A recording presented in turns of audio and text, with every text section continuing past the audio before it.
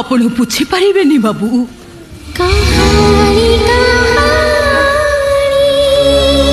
ବର୍ଷ ଯାକରେ ମୁଁ କେବେ ମନ୍ଦିର ନ ଗଲି ନାହିଁ, ହେଲେ ଆଜିର ଦିନରେ ମୁଁ ମନ୍ଦିର ଯାଏ।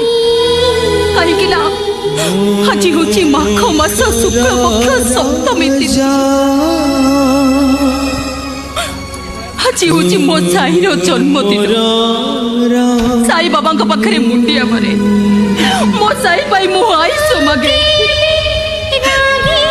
ଘିଅ ଦୀପ ଜାଳି ମୁଁ ତା ପାଇଁ 100 ମାନସିକ କରେ।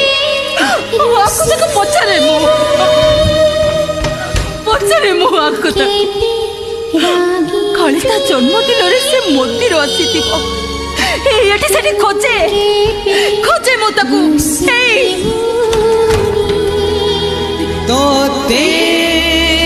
এই মন্দির পাহাচরে আমি 2 জন যাক